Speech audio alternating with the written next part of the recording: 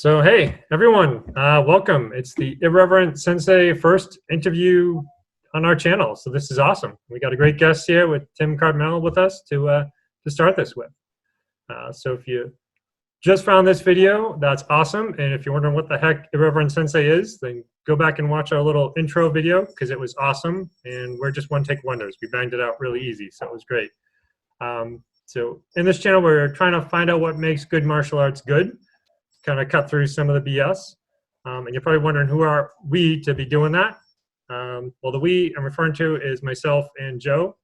So if you go back and watch that intro, I'm Eric Sopper. I'm the tall one. Not saying anything against Joe. It's just reference to let you know who's who.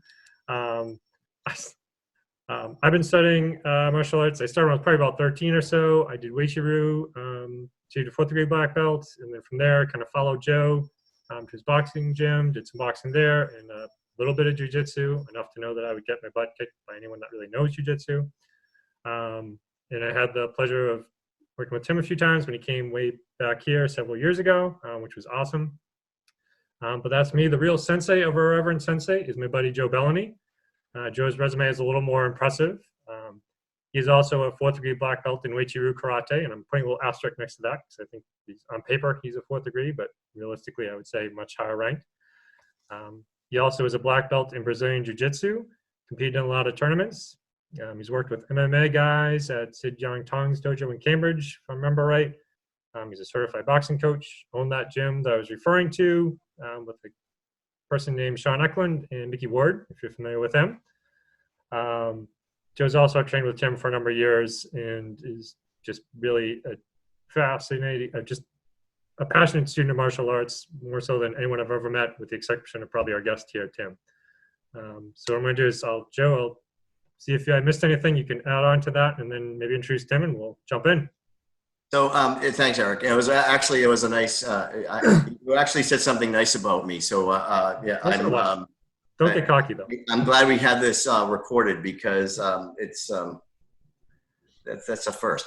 So I would like to say a little bit about Eric, and this was Eric's thought and his idea, and I think it's brilliant. And I think over the course of time, hopefully, we'll be delivering some information to people that might help them in their practice, or at least have them understand why they're practicing.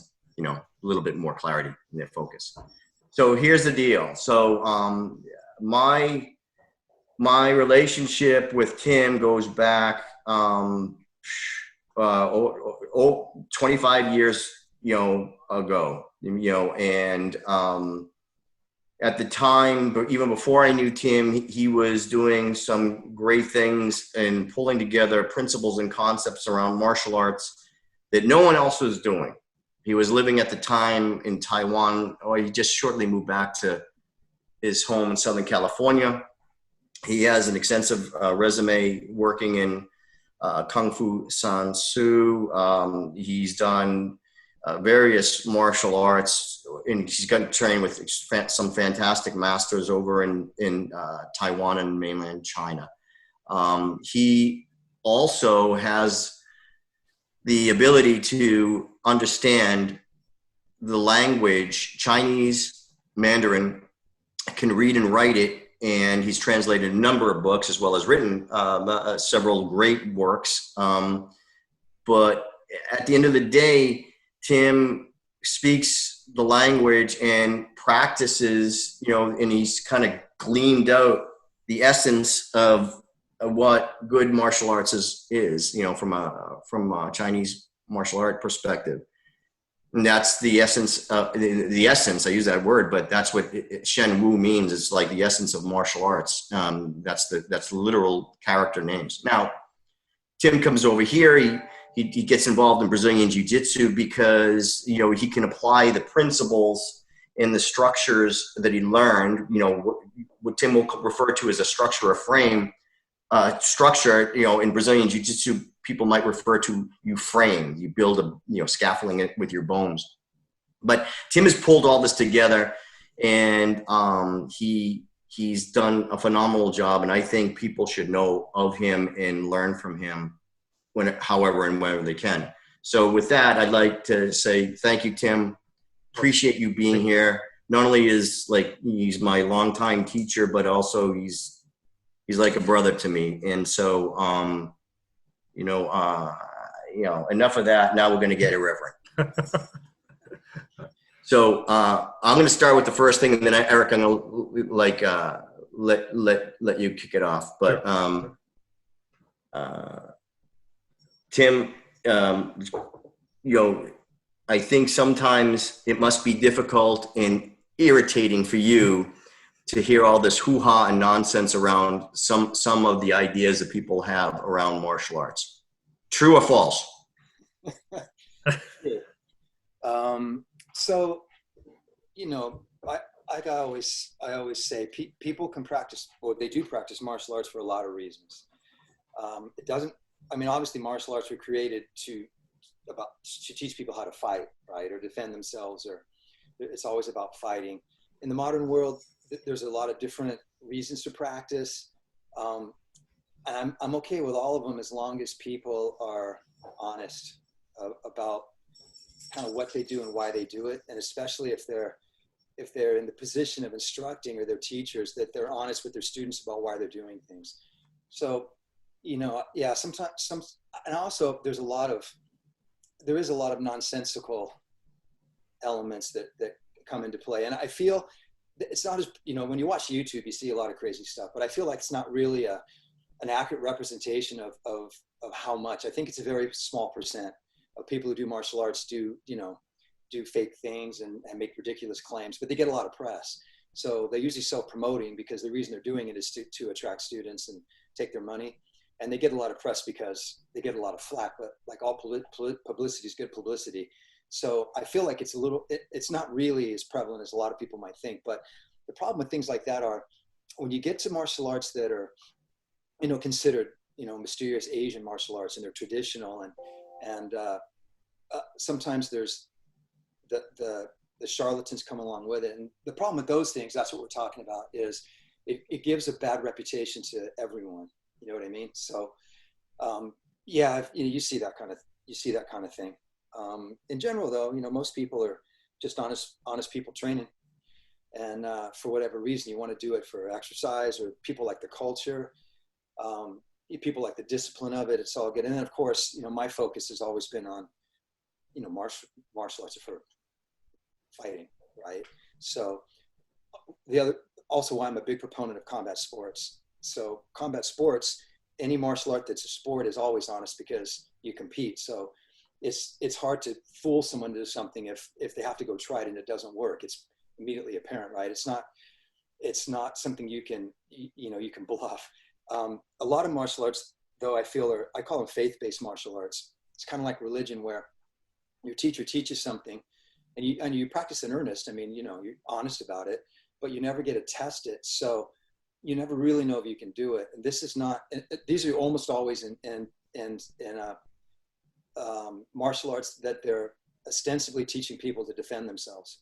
So you have to be very, very honest, because, you might cost them their life. If someone thinks they're totally prepared for some kind of situation and they don't have the sense to run away, they could end up getting injured or killed. So that's where I have a problem with faith-based martial arts. Like the first time, it's like if I convinced you with some lessons on the ground that you could fly, right?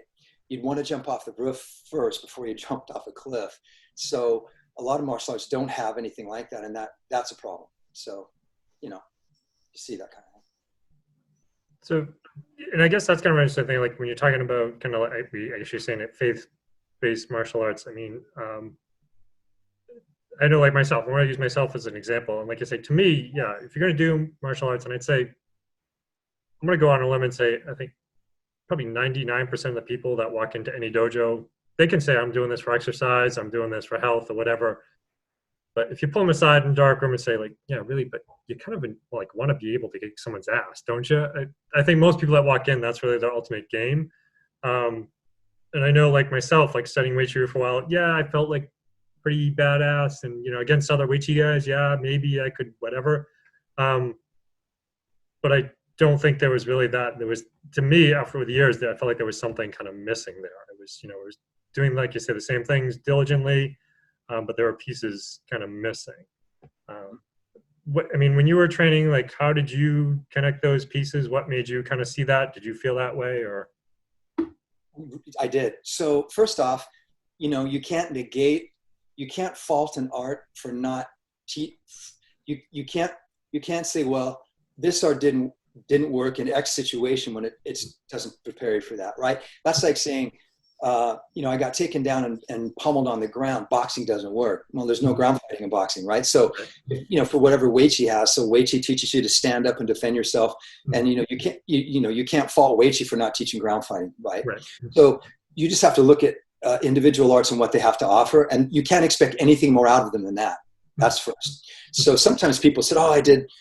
Martial art X for whatever, and then I got in a fight and the guy did this and that, and it said, well, you weren't prepared for that, right? You can't blame the martial art. It didn't prepare you for that. So that's where the concept of mixed martial arts came in, right? Really no one, there's some martial arts, you want to talk about being complete, quote unquote.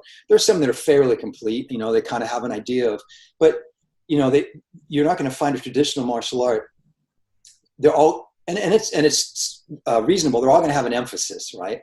Mixed martial arts still do. Guys start training in MMA, and they're primarily stand-up guys with enough ground fighting to get up, or they're jiu-jitsu experts and they have just enough stand-up to not get knocked down and get a guy down. People have specialized.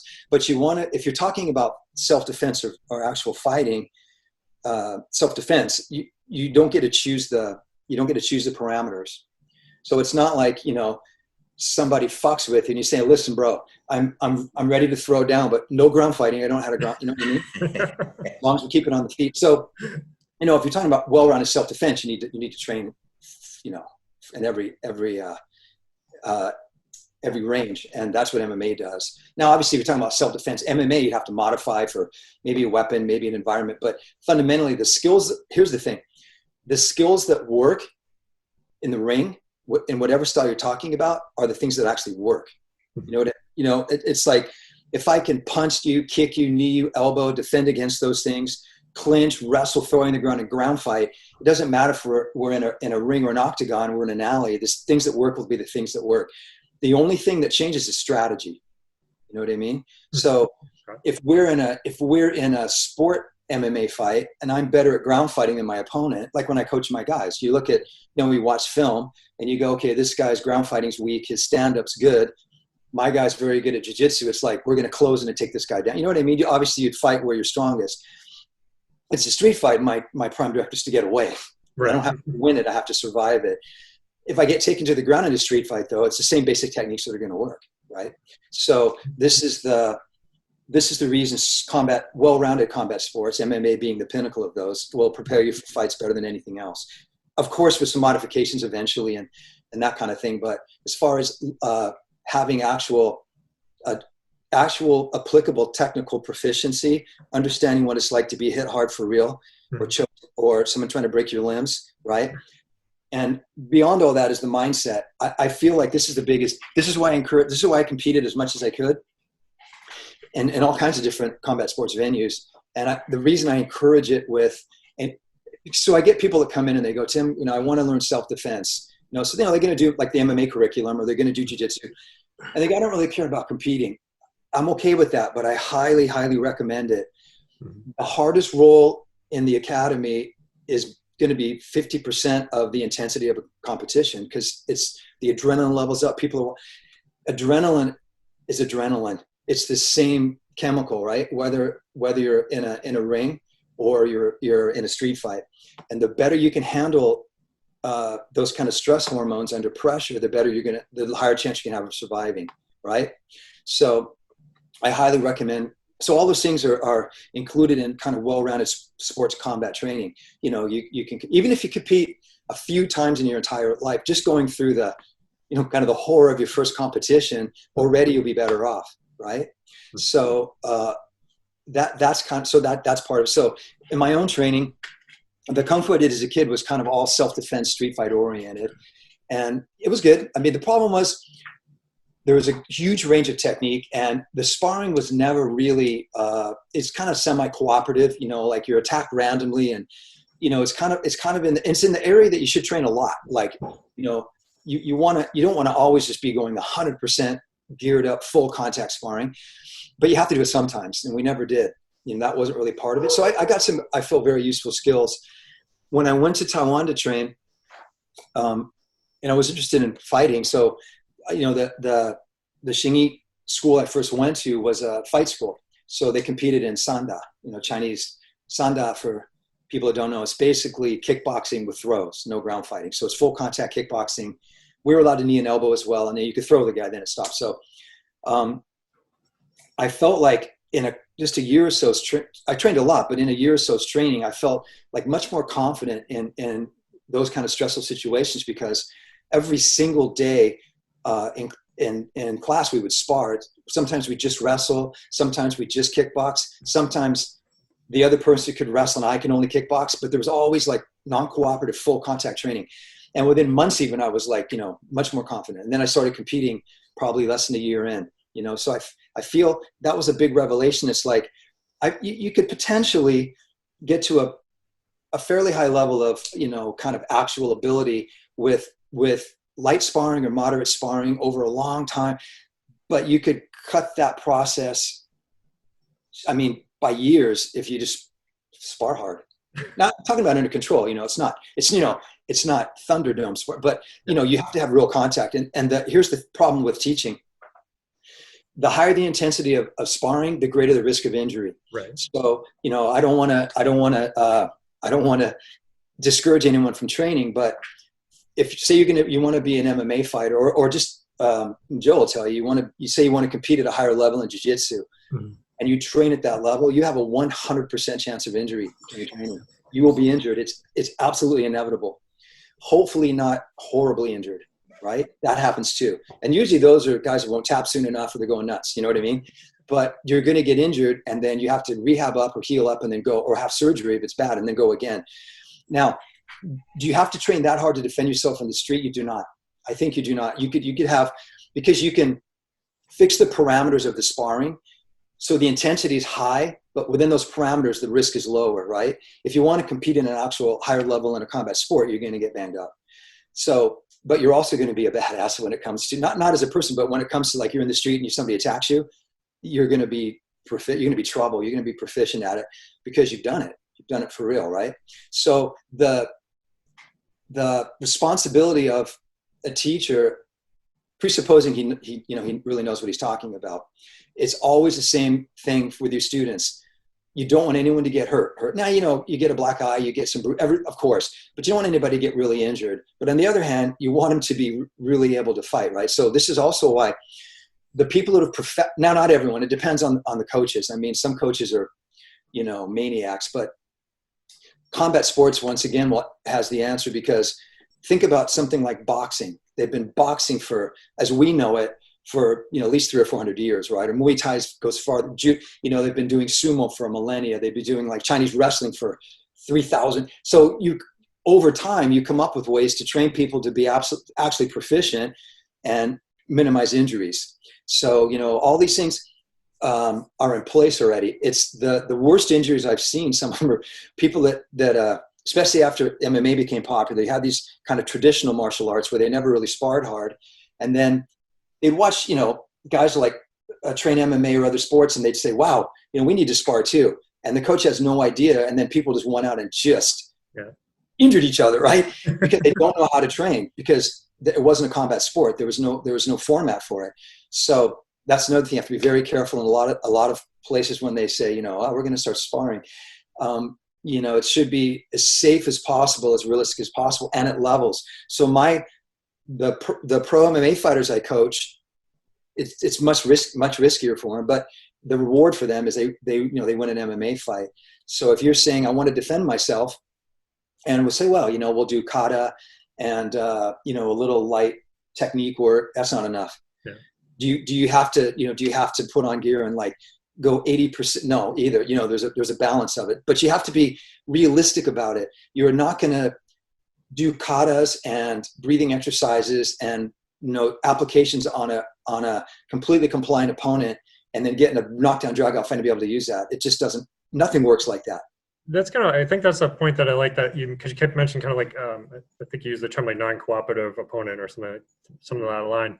Um, and personally, I think that's kind of very important because I know, like I say, I think in a lot of schools, you may think you're being uncooperative because like you may be doing a 2-man drill and it's like, okay, yeah, I'm doing, like a drill with Joe and okay, I'm going to try and plant him in the chest and I'm going to try, but I throw that one shot, he does his block or whatever, his counter technique, boom, done.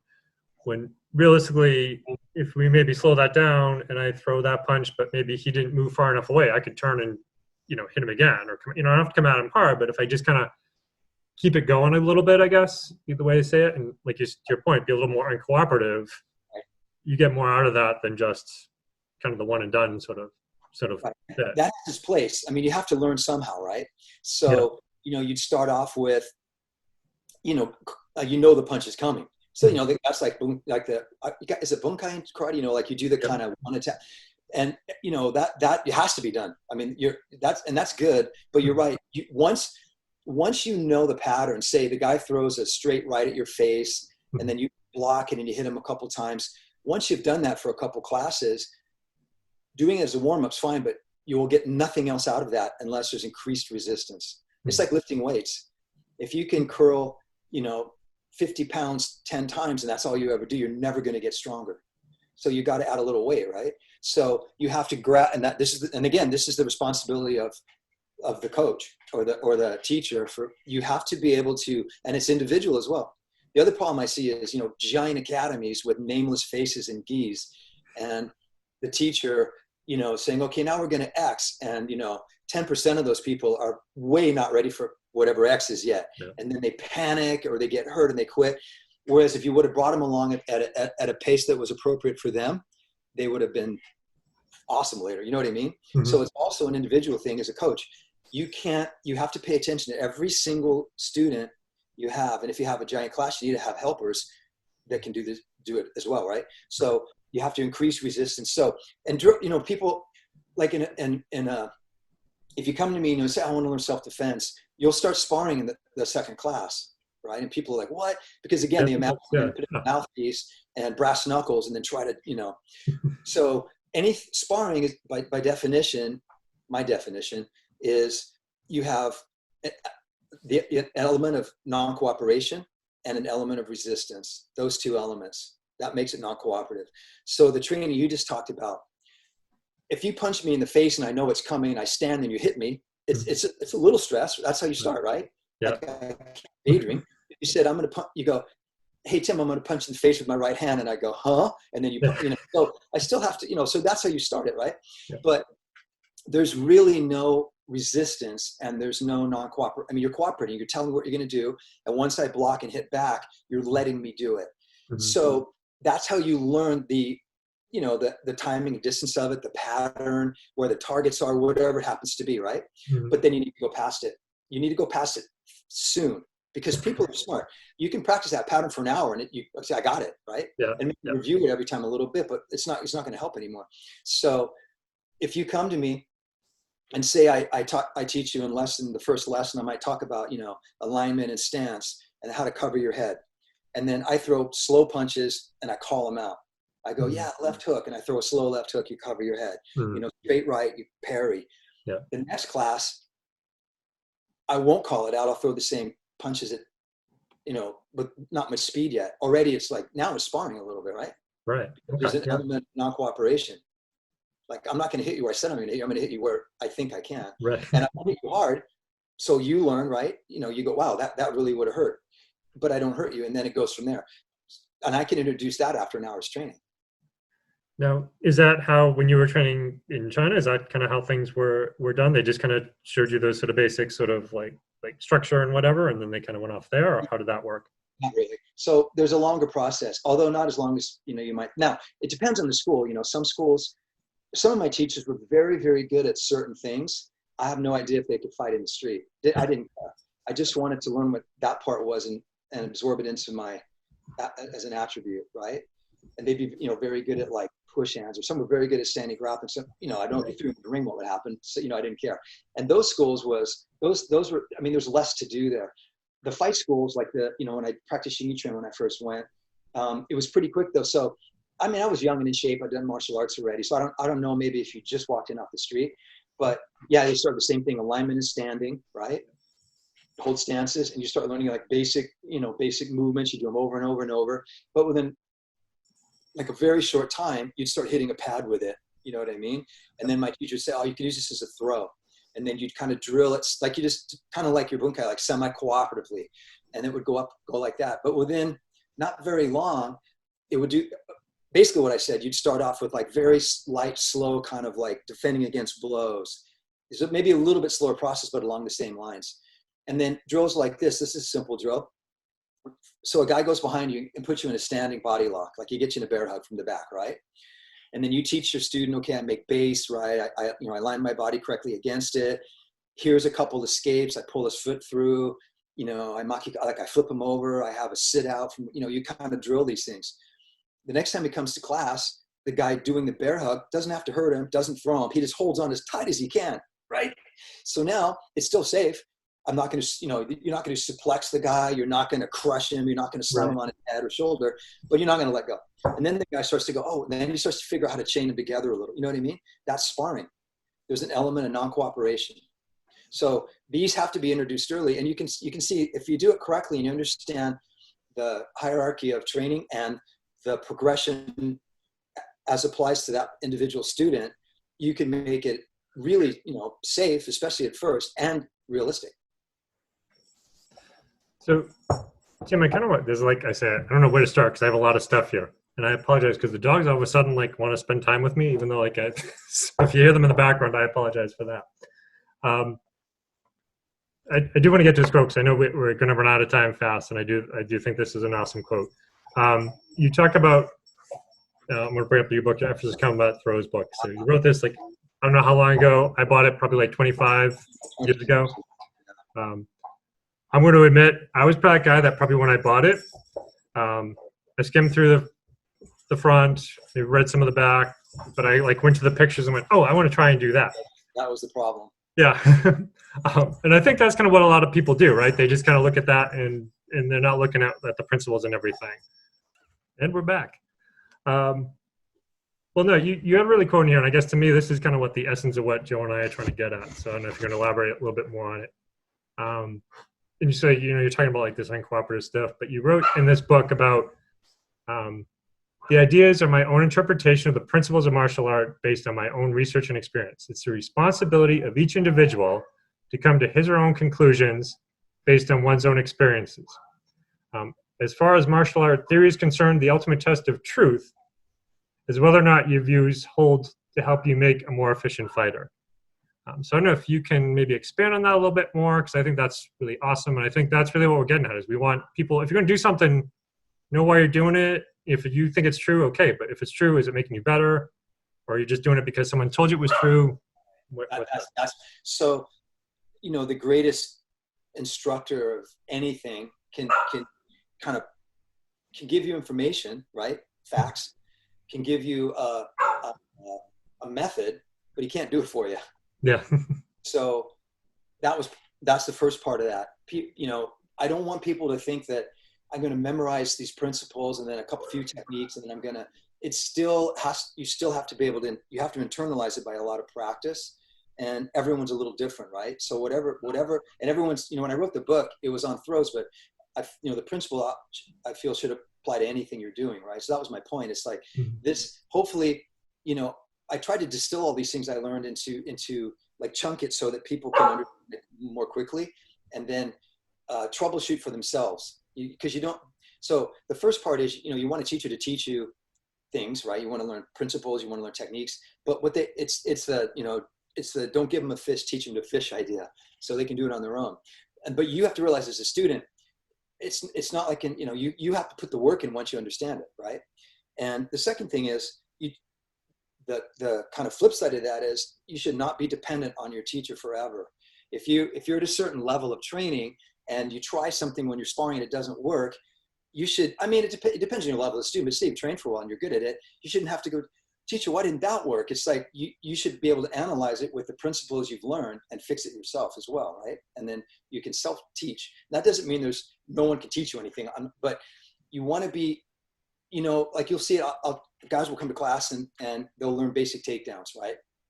And, they're in there a month or two and they've learned, a half dozen takedowns and they've drilled them. And then I go, okay, not even sparring. I go, or light sparring. Okay, your partner's not going to really fight back. He's just going to try to keep his balance. Go ahead and do one of those throws. And they turn white. Like, what? Because you know what I mean? There's a huge difference between just parroting what I've told them, and then you have to think on your own to do it. So you need to introduce that early. That's part of it. So you want the correct information. You want principles, so that, because you start memorizing techniques, it's an endless process, and you'll never internalize them correctly. You know what I mean?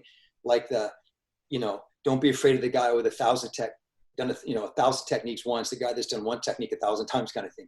So you got to internalize whatever that method is. And it's need to be based on principles. Then you can also, when you understand a principle of something, you can separate the bullshit from the truth. Right? Yeah. So, that's what I'm talking about. The responsibility is ultimately with the student to apply it, right? And you got to train hard. And instead of skipping to the end of the book and looking at the pictures of the throws, maybe you read the first part and then you'd be like, how they work. And then you can apply to all your throws. Right. Yeah, that's but I know everyone did it. Yeah. Yeah. No, I admit I was that guy. And to be honest with you, I think if I gave this book to, a lot of martial artists, I think that's what guys would do. Because that's cool. It's flashy. And even, one of the kids we worked out with one time, I remember he was asking somebody, like, oh, do you know that throw where like people keep their leg way up in the air? And I said, I don't really know that throw, but I said, I can tell you that no throw is going to work unless you're positioned correctly and, your entrance is good. And, it doesn't matter if you have that, it doesn't matter really what throw you do. If you have. Yeah. I've had, I don't know, dozens now of people over the years that have my book and would come to me at a seminar and go, Tim, I tried whatever throw it was and I just couldn't get it to work. And I would say, every time I'd ask the same question, I'd say, did you read the first part of the book? And they'd be like, no, I did judo when I was 9, so I already know all that. I was like, well, maybe you do, maybe you don't, but perhaps if you read actually, how it worked, the throw would work better. They missed right. But, so I've reread the first and the end part a few times. Yeah. So I didn't come up with any of that on my own. That's literally just, what I learned from all the different, not really one of my teachers kind of articulated it maybe quite that, it was just more about doing it. And my idea was, look, I spent years kind of doing this stuff. I should be able to teach this in a much, like if I'm a good teacher, my students should be able to get this a lot faster than I did, right? And that was really my whole catalyst, right? So I just tried to present it. I just tried to organize material. And then the one thing I did come up with in the book that's different is I was training to fight in Taiwan, and I favored throws because at that time I'd used 2 hip throws in street fights and just ended the fight.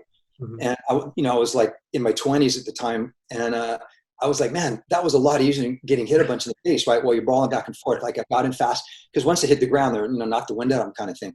Right. So I kind of favored that. And when I did Sanda, you got a lot. You got more points. Mm-hmm. So I was always thinking about throws. I thought about throws a lot, and I was I learned the judo theory, about kazushi kake, nage and all that, and one day though I was watching guys in my academy train, and they were doing they were wrestling actually, as I remember.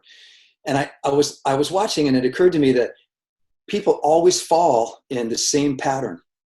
They always fall in the same patterns with throws. Okay. And so I was like, I had this idea that if I could figure out the ways people went down the trajectory in space, I could like greatly streamline my own training. All I had to do in any situation was figure out how to make them go into one of those patterns, which one was accessible instead of, and of course, it's not like you could read that and throw people, but I already knew how to throw, I already done throwing people for a long time. So but I figured it was a fast, because, normally we train like this. You get grips or position, you enter throw A, and then the guy defends it. He's only got 1 or 2 ways he can, realistically defend it. And then you switch to throw B or whatever. But sometimes you get caught, and then you're kind of in this stalemate clinch. You're not sure what to do, and then they get away. And I was like, if I just could feel or I could just see which trajectory would put the guy on the ground. And it didn't take me long. People only fell in 3 trajectories. They went in a spiral, an arc, or a circle. And then that was I worked on that theory, and it helped me like I would sometimes be wrestling and I take someone down and they go, how'd you do that? And I was like, I have no idea. I just saw where like their dead angle was, a weak angle. And I knew I could just, you have a feeling for which way you can make them enter that trajectory and I could take them down. So I'm sure other people do it as well, but I'd never actually heard it articulated. So I had that idea, and then like just the principles of throwing that I learned from all my teachers. And and my friend Dan Miller, who was producing a magazine then called the Bagua Journal, I did a couple seminars and he was like, oh, you should write that book. So I did.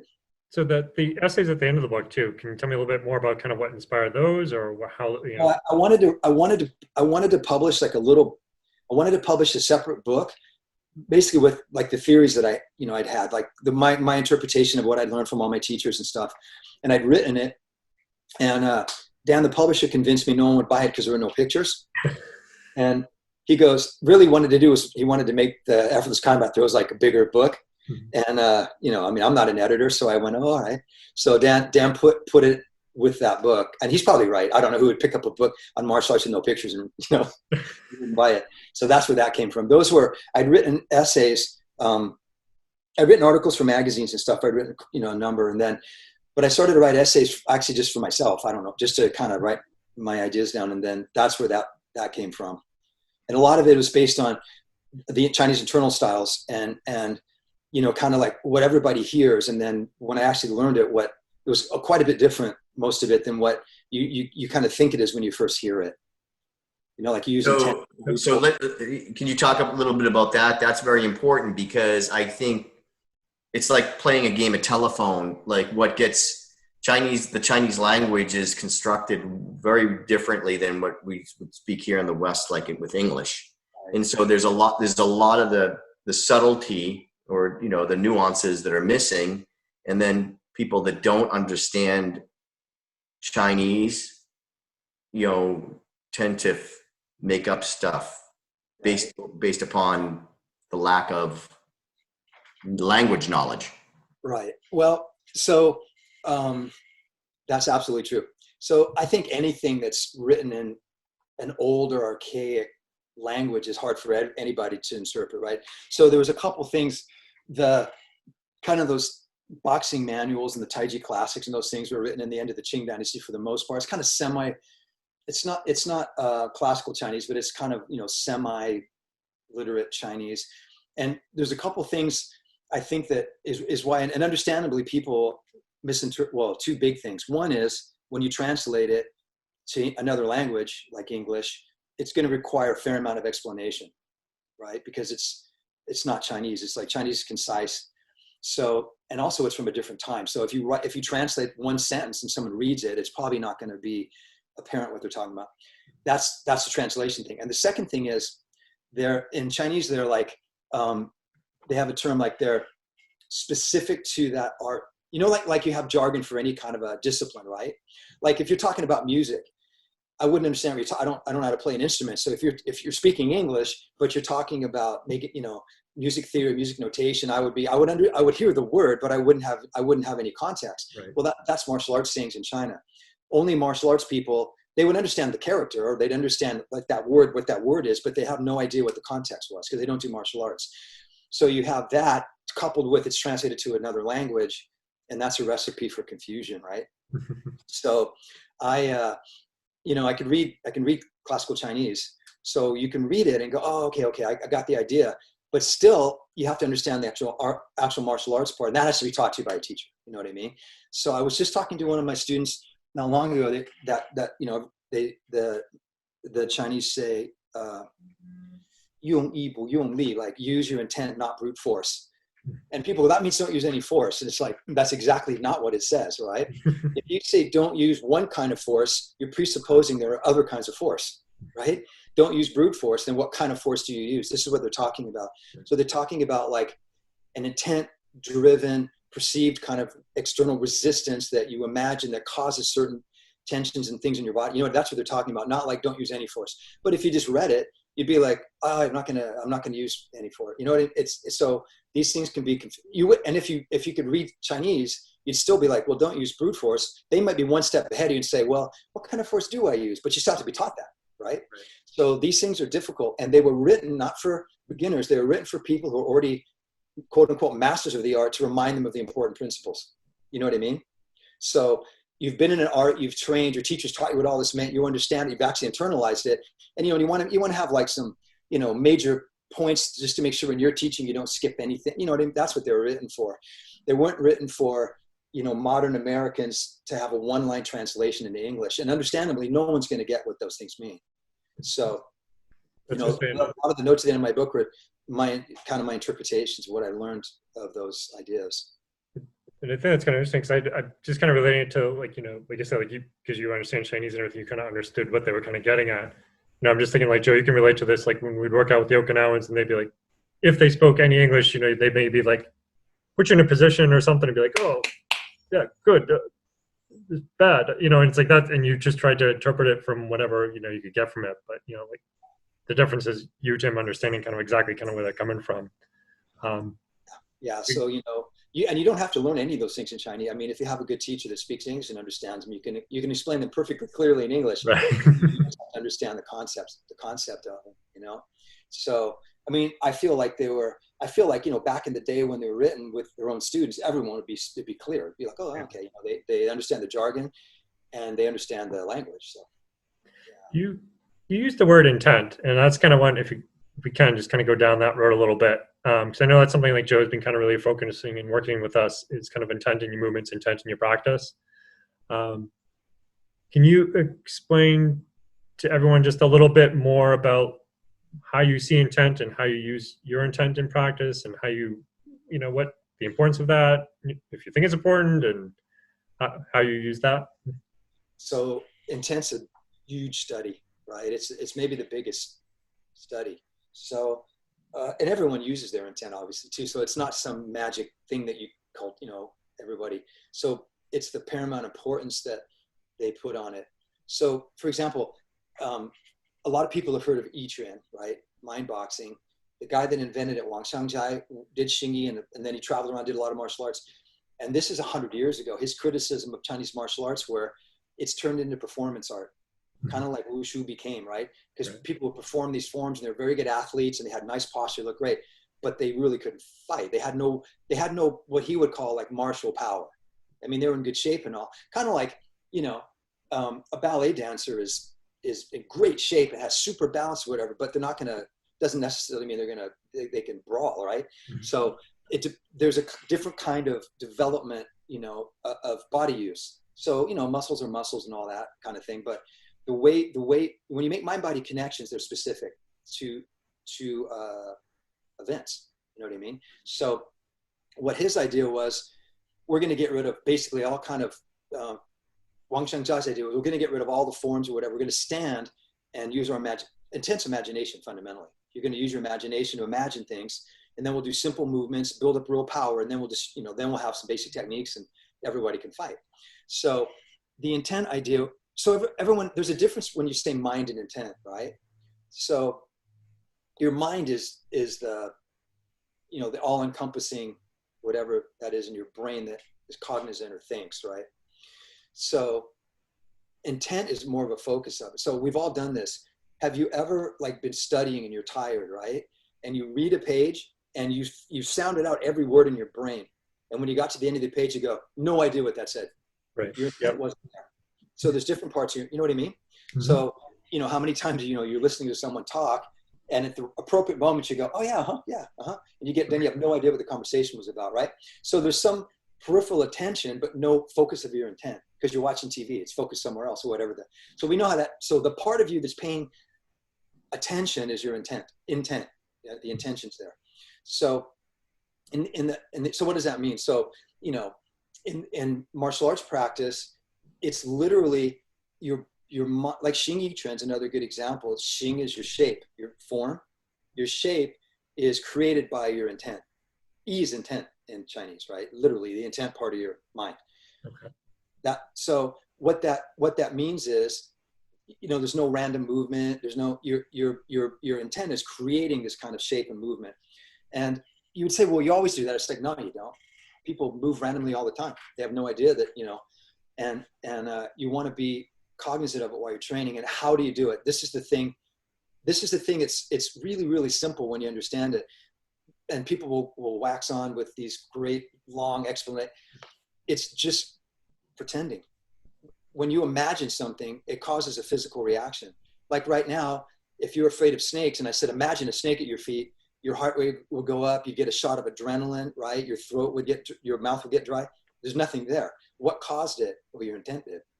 So your intent causes real, you know, like when you watch a scary movie, it's on a two-dimensional screen. It's, you know, still Right. scares the shit out of you, right? So your intent is you're using your imagination. Imagination doesn't sound that badass in English. Intent sounds has much more gravitas, right? But that's really what it is. So, for example, if you're, to me, this is, I mean, it's as mysterious as anything should ever be, you know, besides thinking about other kinds of crazy energies and things. Mm-hmm. I could clone you, and you and your clone learn a kata or a form, mm-hmm. and you're doing the movements exactly the same. And then I take you aside because you're my favorite clone. And I go, listen, when you're doing the same movements, you know, like when you're doing this movement, imagine someone's trying to press your elbow down. Now imagine that you're stepping through thick mud. And now imagine, and so you have these images, this imagination, and when you think it, you have physical changes in your body. And you and your clone practice your kata for a year. At the end of the year, the untrained guy would watch you both do the kata and go, they're exactly the same. Except you could kill your clone with one punch and he has no power. Mm-hmm. That's mysterious. Okay. Right? So that's cool. So it causes real physiological changes. Just like imagining a snake if you have you know, snake phobia. So it's that concept of your brain doesn't really know the difference between your imagination and reality, kind of, which beyond that, it goes beyond that. You're making deeper mind muscle connections. Right? So you know how they say, like, if an untrained person goes to lift weights, for the first 12 weeks, they get stronger and stronger, and they have absolutely no hypertrophy. Their muscles are no bigger at all. It's like, how are they getting stronger? They're practicing lifting that weight 3 times a week, and their brain's getting better at firing more muscle fibers that are appropriate to lifting that weight. You can do isometrics in a week. You can get stronger. You don't have bigger muscles yet, but you're using them better, basically, right? More mind-body connections. So these images are causing greater and more accurate mind-muscle connections, right? It's going to also concurrently, it'll improve your kinesthetic sense of balance, all these things. And you will also use greater amounts of tension where you should and less where you shouldn't, and you'll get stronger, right? Just like an attention. Like, oh, I'm sorry, Joe. No. So a follow-up question is, do you think, you know, they've done studies like, you know, the free throws, basketball free throws and stuff like that. Do you think you need, say like you are going to practice a form with intent, do you think you need to have that body feeling prior to practicing the form instead of just being told? Do you know what I'm saying? Do you need to feel like what someone's pushing on my shoulder? Okay, someone actually has pushed on my shoulder, so I know what that feels like, kind of deal. That's a great question. So a couple things. It's very, very difficult to accurately imagine something you've never done. Right? Like I could play air guitar.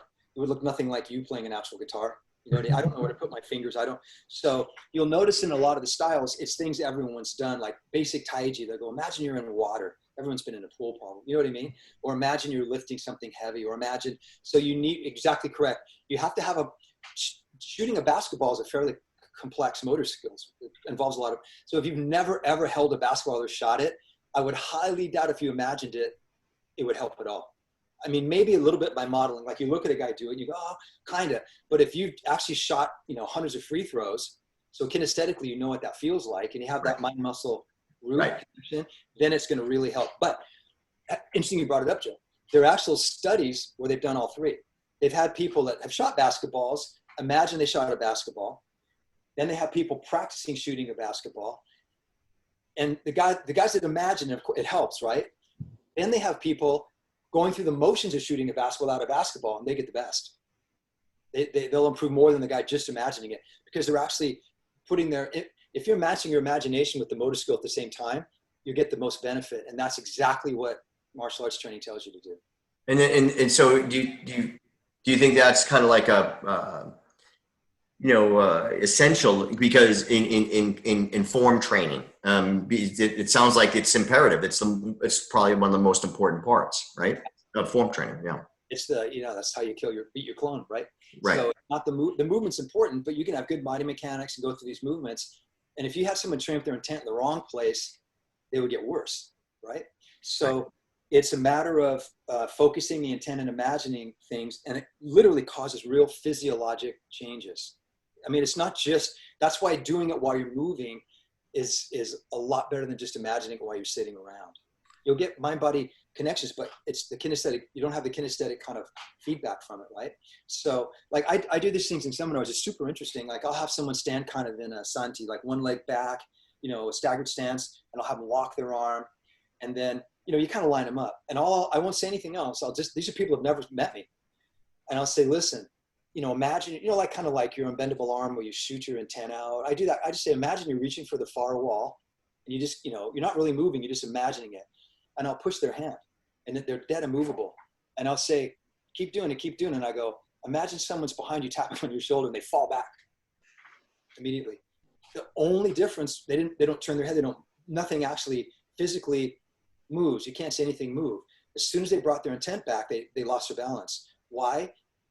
Because there's subtle shifts in the entire flow of kind of muscular force from front to back, even though physically, I'm sure you could measure with something, right? If you had some kind of measurement device on their body, but visually you don't see anything different. And they're in the same exact position, and yet they lose their balance. What's the difference? And so it's not magic. It's their muscles are flowing along, they're focusing their entire kind of structure and their muscle force in the direction that they wanted it to go.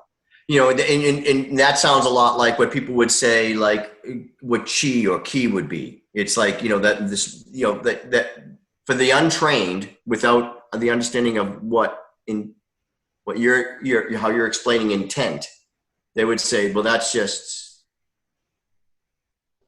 So if you want to use those terms as metaphors, which is how they're originally used, okay, as long as you know what you're talking about. So if you want to use, say, like ki, for example, or chi, and you say, okay, it's the cumulative, flow of correct alignment with gravity, with weight distribution, with my intent, focusing all my muscle flow into the right, all those things together, you have kind of a flow of energy. That's not incorrect, right? If you think you're going to shoot it out of your hand and knock someone down, you need right. You're not going to explode chickens. No, my point was this. I mean, what I think gets, and this is part of it gets lost in the translation thing again, is like people will say, well, how do you do that? And because it's really tough to explain, the whole imagination, locking, the whole mind-body connection thing. It's a fascinating and complex subject. That point too, and I'm just wondering, and Tim, hear me out on this. So you're talking about intent. So when you're doing a form with intent, you're not necessarily, are you necessarily thinking about, okay, my intent is a technique, like my intent is to punch this guy, or is your intent more just how my body feels in this particular movement? Does that make sense? Yeah, it depends. It depends on the level of the training and the actual goal you're looking for, right? Normally in internal styles like Taiji or something, it was just, my teacher would discourage you from thinking of single techniques, because the movements were flows of momentum that create force in certain like vectors, right? Let's say that. Okay. It can be used for different things, not everything.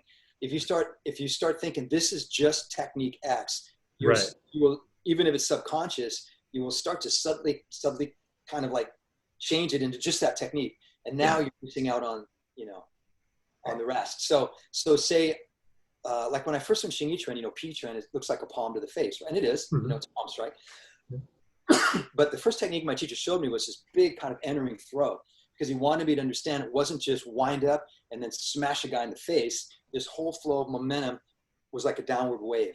So it was discouraged to think of like block, hit, because you're going to change it. It was, so you imagine this kind of ubiquitous whole body resistance kind of thing, right? Like I'm moving my whole body against something, my whole body moves again. And you create this kind of whole body flow of momentum. Then you can use any part of your body. Will have force. So that's, and I don't know about karate. I don't know karate, but in the internal, that's normally how it's done. So it's kind of like, I use this analogy a bit, like you earn money and then you can spend it on anything. You don't have to earn separate money for gas, separate money for food, separate money. You know what I mean? So that's like, I have to have $1 million jobs, or like I'd have to have a million katas with a million moves. So I go, what are the generic moves that are behind, you know, all these other techniques? Techniques come from those generic moves, and I can put them together different ways. Like, you know, like alphabet letters, you only have to have 26 or whatever your alphabet has. So it's like money. I earn money, now I can spend it on anything I want. So that's kind of more of the Chinese idea. Now, you know, if you're practicing like focusing and, you know, on a punch, there's nothing wrong with that either. The Chinese styles that I did tended not to, you know, it tended to be like you wanted a whole body kind of involvement. And if you're throwing the punch, your whole body's behind it, kind of, you know what I mean, though. Mm-hmm. That's just like one, that will be focusing on a single technique rather than an overall flow of momentum that you can use for different things. So you're saying think more of just, again, the mechanics of like the flow, the energy, like connecting your body with, and that flow of energy with your body, as opposed to just thinking, okay. Yeah, my teachers, usually my internal teachers, my Chinese teachers would, like say you're doing whatever move in a form, they would, obviously you're not stable in every direction, you know, you have a force line where the force is coming out. You can always, you know, find a dead angle and, you know, but they say it was some kind of a punch, for example, like Beng Chun and Shingi, like you're punching forward. They wouldn't usually test your fist first. They would put their hand on the front of your shoulder. That should have already made them like fall back off their feet. Then they push your bicep and then your fist to make sure it wasn't disconnected at the end. You're just trying to hit someone, right? So, so later on, you know, you could use the shoulder, the arm part for, you know, a joint lock or whatever. So that even though if you looked at, yes, it's a punch too, right? I mean, obviously it's primary, the primary technique might be a punch, but to make like a whole body stronger punch, and also you can use other parts of the movement, that would be more the idea. Then you don't need a million forms. You just need enough forms. Yeah. So Tim, I want to be respectful of your time because I know you're a busy guy. I don't want to keep it too long. I know, Joe, do you have any kind of final thoughts you want to add to anything here? I don't want to end it either, but I mean, I'm respect for your time. I don't want to keep you. I think we're going all night, so I don't want to do that. So. Yeah, Tim, maybe we could do this, have a part two, because I think there's a lot of stuff that we touched upon that I think we need to kind of, you know, examine a little bit further. And there's certain things that I think that that we can talk about, you know, and I do want to talk about the psychological aspect of training, and, you know, and how that can help you from a personal development perspective. So I think we'll table some of those questions that I have for the next time. But no, I think I'm good right now, Eric. You know, there's a lot of food for thought here. So. Yeah, that went through a lot. So Tim, thank you. I know you and Joe talk all the time, but it was awesome to just kind of talk to you. I apologize, the dog went a little crazy back there, but yeah, thanks for having me, guys. Awesome. Thanks for being on here. And if you'll come back, we'll have you back on.